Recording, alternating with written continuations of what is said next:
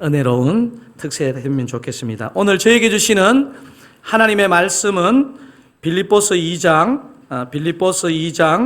19절에서 30절까지 말씀입니다. 제 성경은 신약 성경 320면입니다.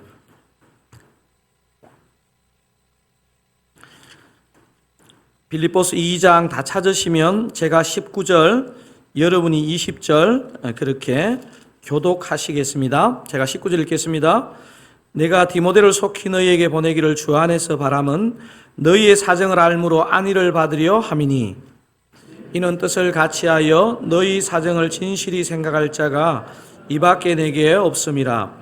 그들이 다 자기 일을 구하고 그리스도 예수의 일을 구하지 아니하되 디모데의 연단을 너희가 아나니 자식이 아버지에게 함같이 나와 함께 복음을 위하여 수고하였느니라. 그러므로 내가 내 일이 어떻게 될지를 보아서 곧 이 사람을 보내기를 바라고 나도 속히 가게 될 것을 주 안에서 확신하노라. 그러나 에바브로디도를 너희에게 보내는 것이 필요한 줄로 생각하노니 그는 나의 형제요 함께 수고하고 함께 군사된 자요 너희 사자로 내가 쓸 것을 돕는 자라. 그가 너희 무리를 간절히 사모하고 자기가 병든 것을 너희가 들은 줄을 알고 심히 근심한지라. 그가 병들어 죽게 되었으나 하나님이 그를 긍휼히 여기셨고 그뿐 아니라 또 나를 긍휼히 여기사 내 근심의 근심을 면하게 하셨느니라. 그러므로 내가 더욱 급히 그를 보낸 것은 너희로 그를 다시 보고 기뻐하게 하며 내 근심도 들려 함이니라. 이러므로 너희가 주 안에서 모든 기쁨으로 그를 영접하고 또 이와 같은 자들을 존귀히 여기라. 그가 그리스도의 일을 위하여 죽기에 이르러도 자기 목숨을 돌보지 아니한 것은 나를 섬기는 너희의 일에 부족함을 채우려 함이니라. 아멘. 우리들이 사는 시대를 흔히 웰빙 시대 이렇게 부릅니다. 웰빙이 무슨 뜻입니까? 잘 사는 것, 잘 존재하는 것 뭐 이렇게 번역할 수 있습니다. 이 시대가 웰빙 시대라고 하는 것을 보여주는 것은 유튜브만 딱 열어봐도요. 조회수 많은 이 채널 중에 건강에 관련된 것이 얼마나 많은지 모릅니다. 건강에 대한 관심은 뭐 믿지 않는 자나 믿는 자나 사실은 크게 많이 다르지 않는 것 같습니다. 이 웰빙 시대에 또 하나 중요한 이슈가 있다면 기쁨, 행복함 이런 것일 것입니다. 오늘 빌립보서 9번째 시간인데 오늘 혹시 여러분 주보에 설교의 제목이 뭐라고 되어 있습니까? 조이 이렇게 되어 있습니다. 조이. 이찬수 목사님 강아지 이름 조이, 희락이. 기쁨입니다. 우리가 사는 웰빙 시대나 이 편지를 지금 바울이 적고 있는 AD 1세기나 이 조이가 중요한 이슈인 것은 마찬가지인 것 같습니다. 하지만 이 편지를 쓰고 있는 이 바울에게 이 조이는 참 다르게 기록되고 있는 것 같습니다. 제가 오늘 이 본문을 이번 주간에 묵상하는데 아주 오래전에 읽은 책 한 권이 문득 생각이 났습니다. 여러분 안희숙 여사님, 사모님 아시죠? 신정이라는 제목의 책을 제가 우연하게 아주 낡은 서재에서 꺼내서 읽게 되었는데요. 보시듯이 이렇게 굉장히 촌티나는 책이죠. 신정, 신적인 정서, 신적인 감정 이것을 나타낸 책인데요. 제가 그 책의 내용 중에 딱 한 부분 잠깐 한번 읽어드리겠습니다. 어떤 경우 가난에 찌들린 사람을 만나면 여자든 남자든 가리지 않고 전도지와 함께 수중에 있는 돈을 털어 손에 쥐어주곤 했다. 그리고 다음 말도 잊지 않는다. 맛있는 점심을 꼭 사드세요. 미소, 이 신정이란 책의 주인공입니다. 권사님 이름인데요. 미소는 자기 자신을 위해서는 비싼 음식을 사 먹지 않았다. 물론 옷도 그러했다. 절약할 수 있는 한 최대한 아껴서 생활을 했다. 그러나 남에게 베풀 때는 언제나 후했고 아까워하는 일이 없었다.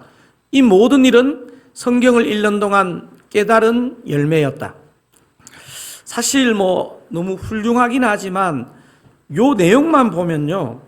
우리 성도님들 가운데도 이렇게 살아보려고 하시는 분들이 꽤 많은 걸로 저는 알고 있습니다.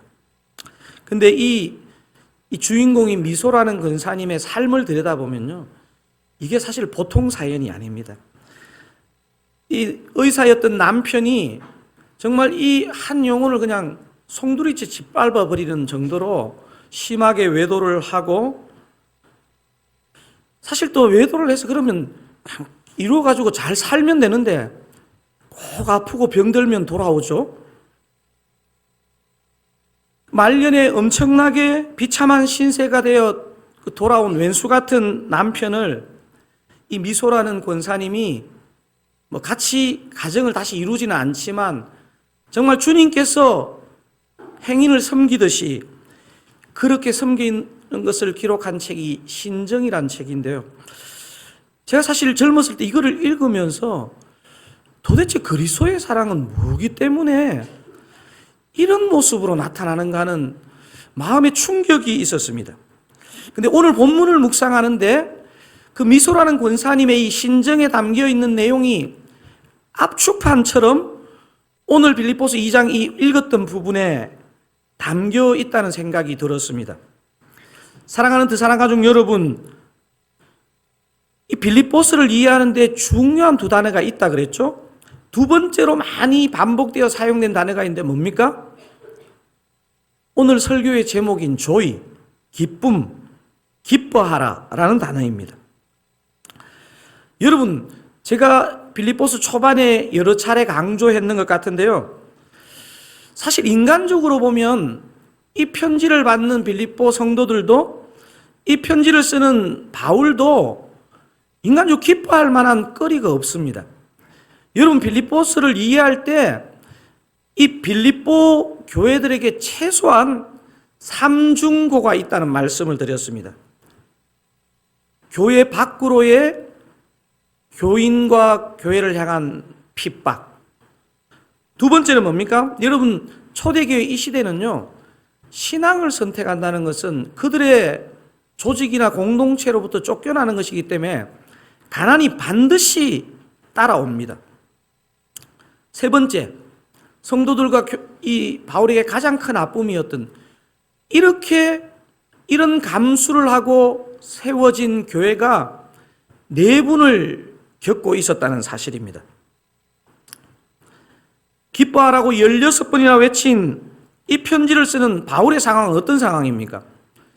평생 선교를 하고 로마 감옥에 갇혀서 그의 생을 마칠지도 모르는 그런 상황입니다.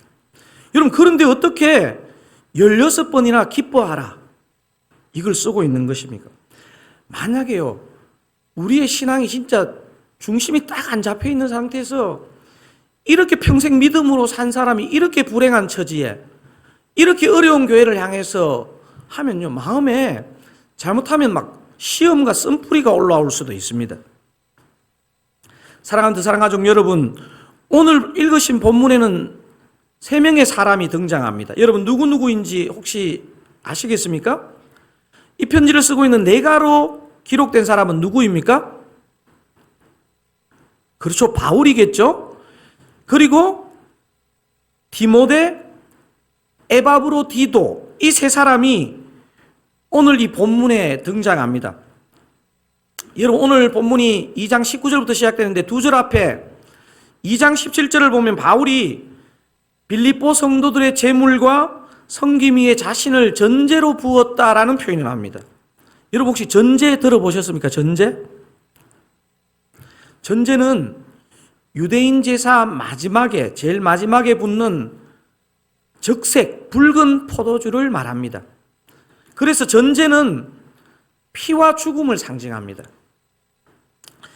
여러분, 나중에 한번 이 빌립보서를 다시 찬찬히 읽으면서요, 바울이 과연 자기가 감옥에서 이 편지를 쓸 때 풀려날 것을 확신했는지 아니면 죽을 거라고 생각했는지를 한번 이렇게 고민하면서 한번 읽어보면요, 바울 스스로도요, 이게 헷갈리는 표현을 사용합니다. 어떤 부분에서는 내가 너희들을 만날 것을 확신하는 것처럼 얘기하지만요, 오늘 지금 2장 17절 같은 표현을 보면요, 자신의 죽음을 얘기하는 듯한 얘기를 하고 있습니다. 여러분, 디모데라는 사람이 누구입니까? 여러분 사실 성경 읽으신 분들은 디모데가 누구인지 다 알지 않습니까? 디모데는 바울의 영적인 아들과 같은 제자입니다. 그런데 오늘 이 본문에 디모데가 왜 나오느냐 하면요, 이 영적인 아들 디모데가 스승의 생의 마지막이 될지도 모르는 이 옥바라지를 돕기 위해서 로마 감옥에까지 같이 들어간 것은 아니지만 그 감옥의 주변에서 바울을 도왔던 것 같습니다. 여러분, 이 디모데가 바울을 만난 게 언제죠? 여러분 사도행전을 읽어보시다 보면요, 바울이 2차 선교 여행 중에 특히 그 루스드라라는 지역에서 만난 바울이 가장 사랑했던 영적인 아들 중에 한 명이 이 디모데입니다. 오늘 본문에서도 바울이 이 디모데를 얼마나 아끼는지 19절에서 22절에서 바울이 그의 마음을 표현하고 있는데 한번 읽어볼까요? 내가 디모데를 속히 너희에게 보내기를 주 안에서 바람은 너희의 사정을 알므로 안위를 받으려 함이니 이는 뜻을 같이하여 너희 사정을 진실이 생각할 자가 이밖에 내게 없음이라. 그들이 다 자기 일을 구하고 그리스도 예수의 일을 구하지 아니하되 디모데의 연단을 너희가 안 하니 자식이 아버지에게 함같이 나와 함께 복음을 위하여 수고하였느니라. 바울은요, 지금 로마 감옥 주변에 그가 그토록 사랑했던 디모데가 와 있었는데 빌립보 교회가 삼중고를 겪고 있는 것을 들으면서 너무 교회가 염려가 되어서 자신의 뒷바라지를 중단시키고 영적인 아들 디모데를 지금 빌립보 교회로 보내는 것입니다. 여러분, 저는 이 빌립보서를 많이 묵상했기 때문에 또 배경되는 얘기들을 제가 알고 있기 때문에요, 이게 절대로 쉬운 결정이 아닙니다.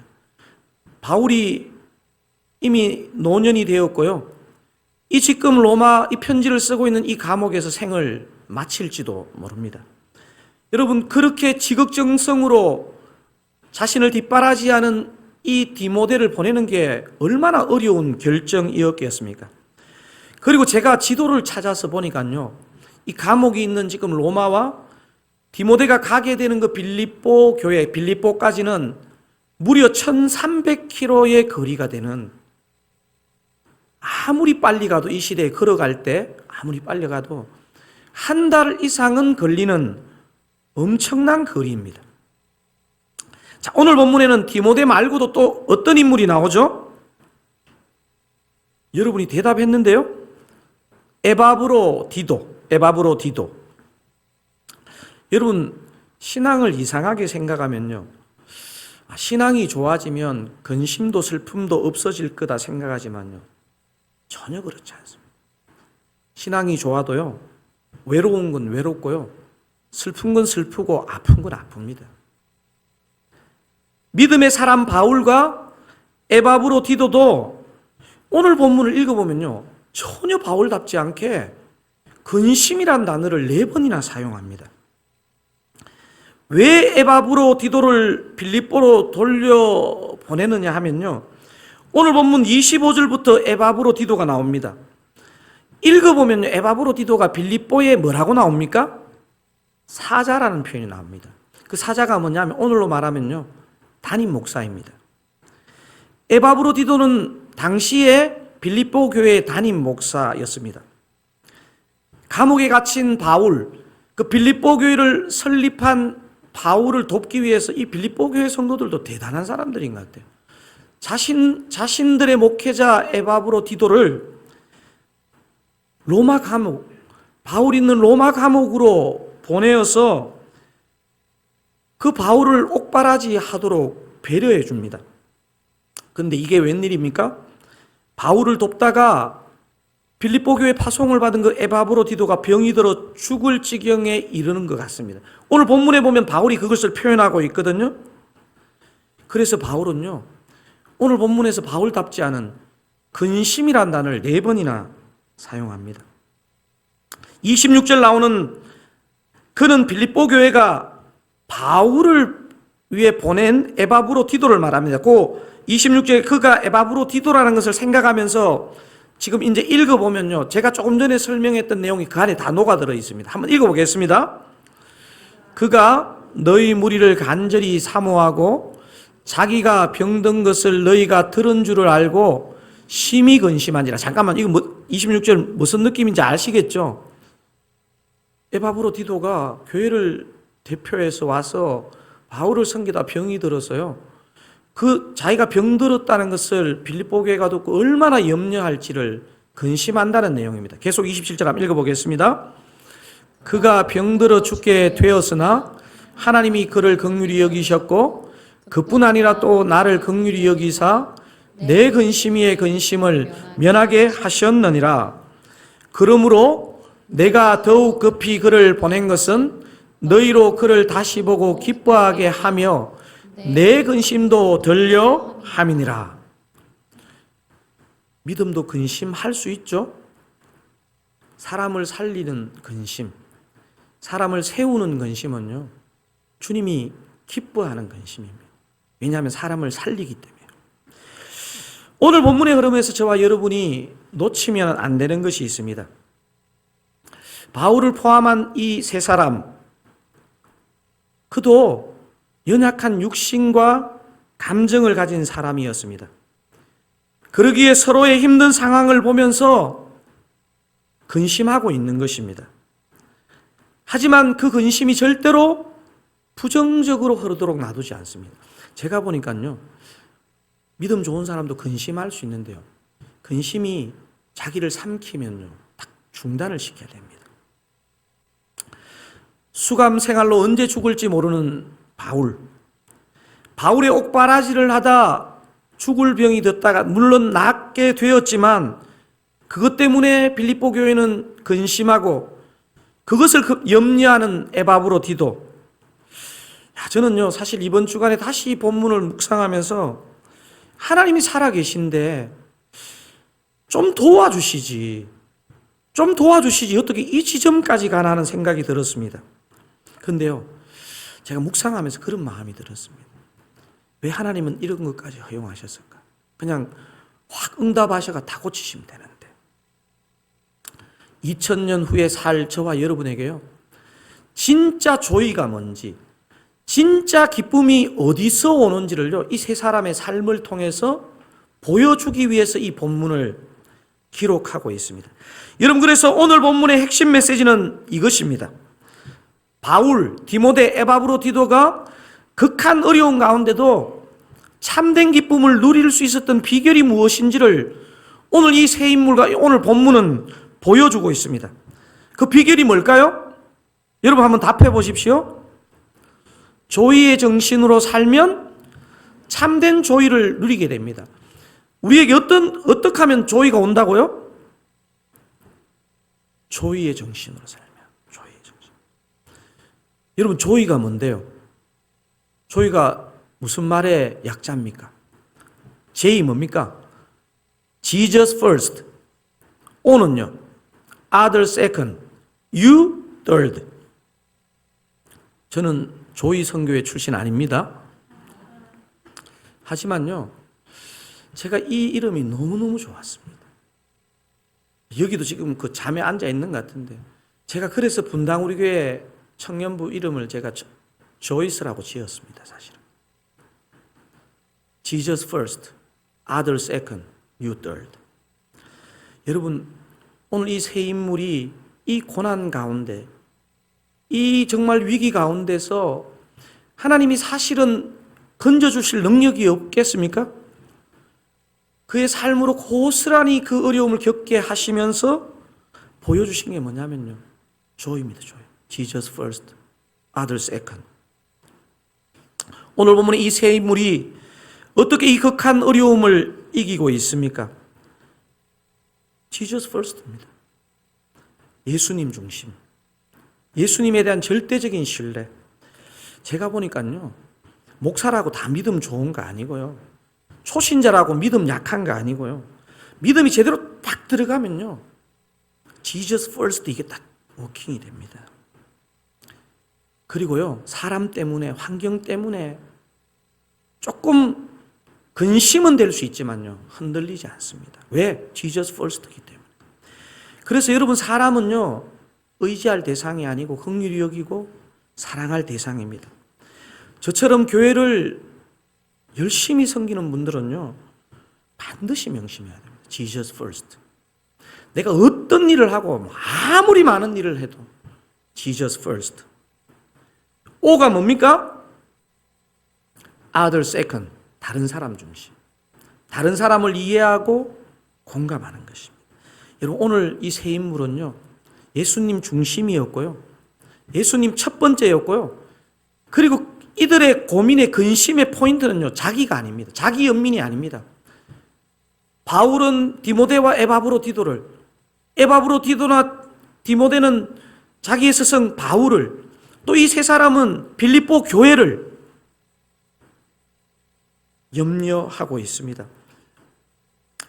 먼저 디모데가 어떤 마음을 가졌는지 20절에서 22절 다시 한번 읽어보면 좋겠습니다. 20절입니다.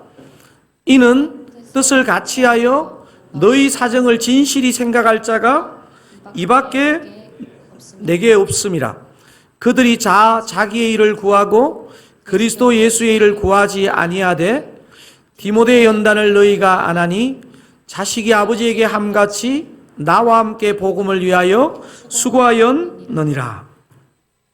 21절에서 그들이 다 자기 일을 구하고 뭐를 구하지 않는다고요? 그리스도 예수의 일을 구하지 않냐. 근데 디모데는요, 항상 예수의 일을 먼저 구했습니다. 그리고 어떻게 했다는 겁니까? 22절에 보면 자식이 아버지에게 함같이 나와 함께 복음을 위하여 수고하였느냐. 아들 세컨. 디모데가 자신의 사역을 잠시 내려놓고 영적인 아비 바울을 혹시 그의 마지막이 될지도 모르는 시간이라고 느끼면서 옥바라지를 했습니다. 좀 전에도 말씀드렸지만 1300km를 걸어서, 여러분 1300km를 걸어서 간다는 거 여러분 상상되십니까? 에바브로디도는 또 어떤 마음 중심에 가졌습니까? 제가 26절을 한번 읽어보겠습니다.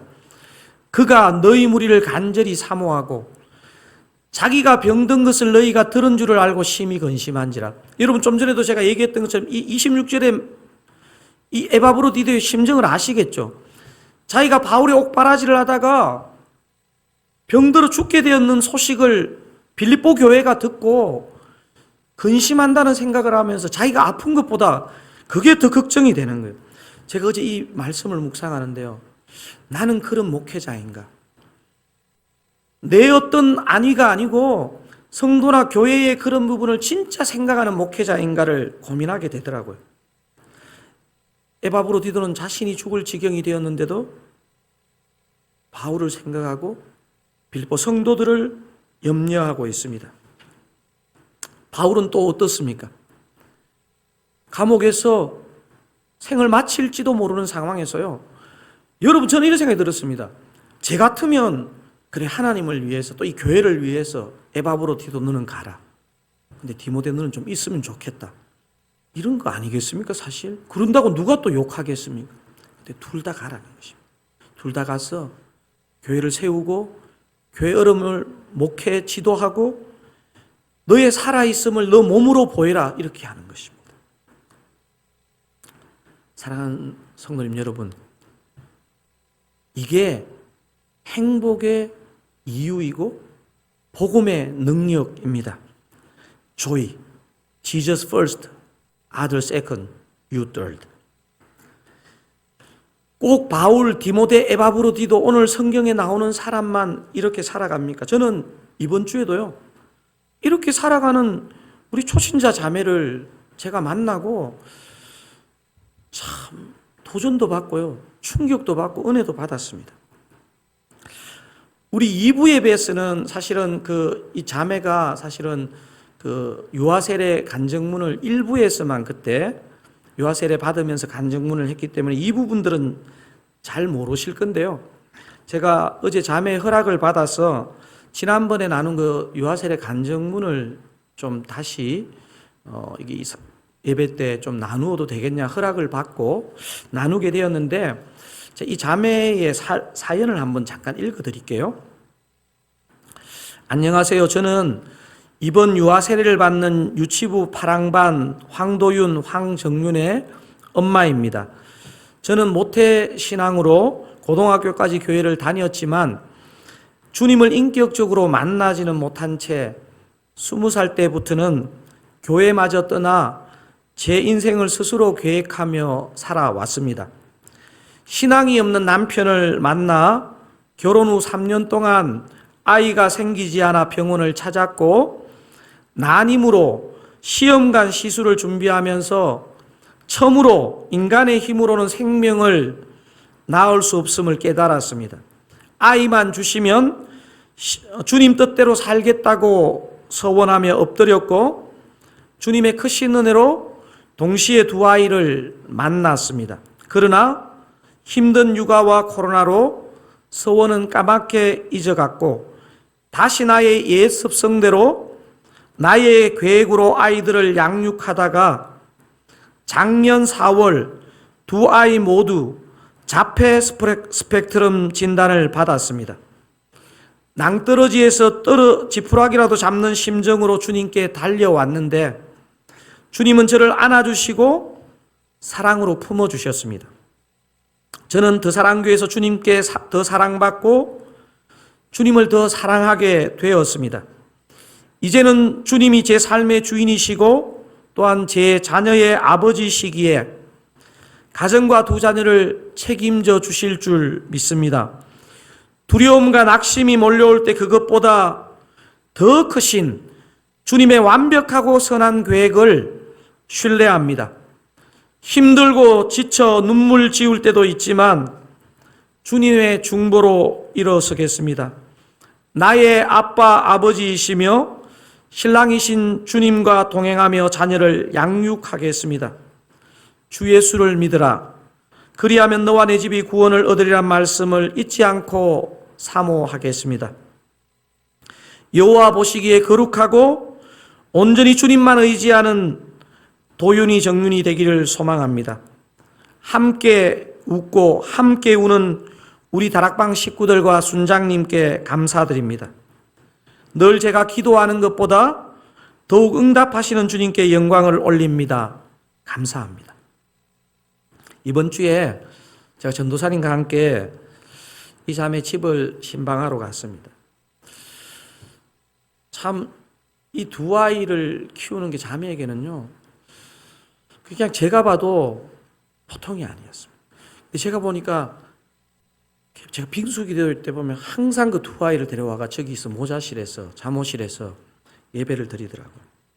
근데 이 자매님이 고백에도 나오는 것처럼 작년 한 5월 정도에 드사랑교회를 와가지고 다시 자기가 이제는 믿음으로 살아야 되겠다, 이 아이를 어떠하든지 믿음으로 키워야 되겠다는 마음으로 왔습니다. 근데 제가 한번 자매의 얘기를 들으면서 표정을 제가 계속 봤습니다. 만약에 이 자매가 자신이나 이 아이들에게 만약에 마음이 몰입되면요, 이 자매는요 벌써 신앙생활은 중단되고요 완전 깊은 수렁에 빠졌을 것입니다. 근데요 저보다 훨씬 조의로 살고 있더라고요. Jesus first, other second. 사실 그 남편이 얼마나 힘들어하는지 모릅니다. 믿지 않는 남편인데요, 이 상황을 도저히 받아들일 수 없는, 그래서 방문을 잠그고 들어가면요 방문을 열어주지 않는 남편인데요, 이렇게 이겨가고 있더라고요. 자매가 이런 상황을 주변에서 아니까요, 지금 일을 하고 있는데 자매가 주변에서 희한하게 삶에 어려운 문제가 있으면 이 자매를 찾아오는 거예요. 자기 묻지도 않았는데 다 얘기하고, 그래서 자기한테 그런 마음이 생긴 거예요. 주님이 내한테 회복시켜주신 이 사랑을 내 혼자 간직할 수 있냐. 그래가지고 안 그래도 교회에서 얘기하던 풍성한 삶으로의 초대를 사가지고 이미 읽고, 교회가 이것을 좀 방향을 잡아주면 찾아오는 분들한테 이걸 나누어야겠다는 마음을 갖고 있다고 그렇게 저한테 고백을 하더라고요. 제가 속으로 이런 자매가 목회를 해야 되는데, 이 자매님이 신방을 제가 간절하게 기도하고 이렇게 신방 마치고 나오는데 자매가 막 되게 쭈뼛쭈뼛해 하더라고요. 보니까 목사님 괜찮으시면 남편이 안 나오는 방이 이 방이에요. 들어가셔서 좀 이 방에서 기도 좀 해주시면 안 되겠어요? Of course. 제가 들어가가지고 간절하게 기도했습니다. 그리고 제가 사실 어제 설교를 마무리하면서 저녁에 자매한테 전화를 했어요. 제가 자매가 그때 유아 세례 때도 간증도 했고 했으니까 내일 설교에 이 간증을 꼭 좀 나누고 싶은데 괜찮겠냐고, 자매의 삶을 좀 나누어도 괜찮겠냐고 하니까 자매가 자기가 부족한데 하나님이 쓰시면 그렇게 하시라고. 그러면서 그 다음 말 자매가 막 너무 그 말을 하고 싶었는가 봐요. 그러면서 제가 묻지도 않았는데 이러더라고요. 목사님 그날 기도하고 가셔서 남편이 방에서 문을 안 잠궈요. 사랑하는 두 사랑가족 여러분, 저와 여러분의 삶은 어떻습니까? 요즘 고민 많으시죠? 저도 고민 많거든요. 근데 그 자매의 삶이, 오늘 본문의 이 바울 디모데 에바브로디오의 삶이 우리에게 주시는 메시지는 딱 하나입니다. 조이입니다. 조이. Jesus first, others second. 여러분, 조이의 그 마음으로 진정한 기쁨을 누리시는 우리 사랑하는 두 사랑 가족들 다 되시기를 우리 주님의 이름으로 축원드립니다. 오늘 찬양을 하기를 원하는데요. 제가 생각해 보니까 저부터 시작해서 여러분 삶에 인생의 파도가 없는 사람 없는 것 같아요. 근데 우리가 조이 다 알거든요. 사실은 지저스 퍼스트, 여기 계신 분 중에 예수님이 첫째라는 거 모르는 분 누가 계십니까? 근데 인생의 파도가 확 몰려오고 있잖아요. 사람에게 시험이 확 들면요, 이게 전혀 작동을 안 해요. 문제는 그냥 작동 중지가 되는 거예요. 여러분 오늘 이 예배 드리시고 이 찬양 부르시면서요, 이미 인생의 파도가 적지 않겠지만요, 이거보다 더 높은 파도가 다가와도 나는 Jesus first, others second, 이 조이의 원리로 살겠다는 여러분의 고백의 찬양이 되기를 원합니다.